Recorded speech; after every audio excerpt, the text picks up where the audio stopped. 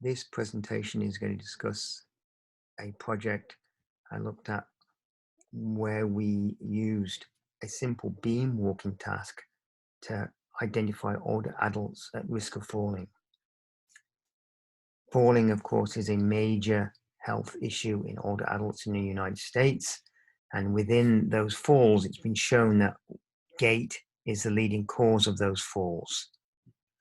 Within walking, the greatest instability occurs in the medial lateral direction. But unfortunately, there are few tests of dynamic medial lateral stability. There are many tests of medial lateral stability in static stance, for example, using a forced platform. But when people walk, it's hard to measure that medial lateral stability. Beam walking has been shown by some authors like Soers and Ting to be able to differentiate subjects with different range of sensorimotor abilities, for example, novices, ballet dancers, and transtibial amputations. So we thought we would look at a simple beam walking task. Could that differentiate adults, older adults at risk of falling? So we've got some control subjects.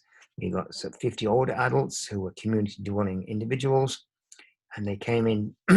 We actually went out to the retirement communities and conducted the experiments in their setting.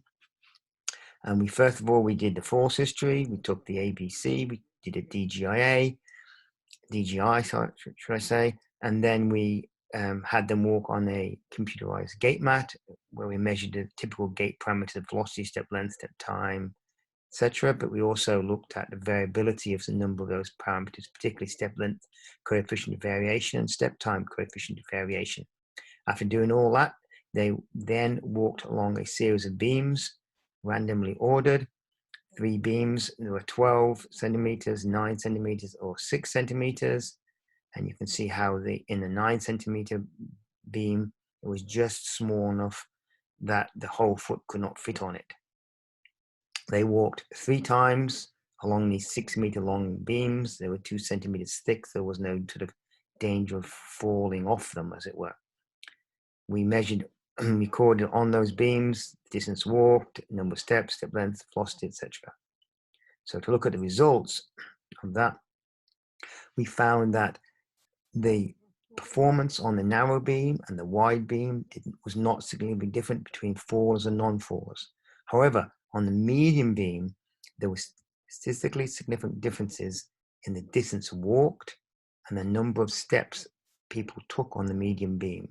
So the medium beam seemed to be able to differentiate people who had fallen in the last 6 months in terms of the number of steps and the distance walked. On the gait mat, we also found that the variability of step length and the variability of step time could differentiate fallers from non-fallers. We looked at some correlation analyses, some non-parametric correlation, and we looked at the past history of falls in the last 6 months, and we can see that was negatively correlated, quite significantly negatively correlated with medium distance walked and the number of steps on the beam. That past history of falls also was correlated with step length coefficient of variability and step time coefficient of variability.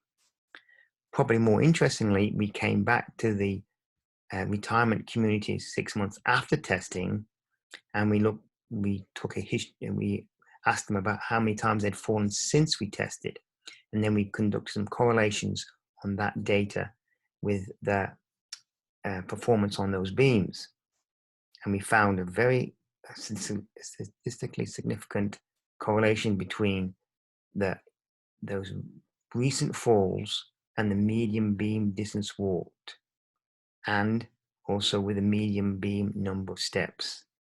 So in essence, their performance on the medium beam could quite strongly predict their likelihood of falling in the preceding 6 months. So in conclusion, the 9 centimeter beam, the medium beam, seems to have a Goldilocks effect kind of thing. That is a sort of perfect beam for being able to test risk of falls in older adults and predict falls in older adults, because that just restricted their medial lateral support for the foot. The wide beam was too easy, the narrow beam was too hard for all subjects. This 9 beam was more sensitive than the typical gait parameters. Gait velocity did not identify fallers versus non-fallers, neither did step length. Gait variability did differentiate fallers retrospectively, but could not do it prospectively. So what we're following up on this study now by doing intervention study by having older adults walk on a series of wide beams, actually train him to walk on, medium beams and narrow beams and wide beams, a whole series of beams we're looking at to see if that will decrease their step length, step time variability, and to see if that will help reduce falls in the future.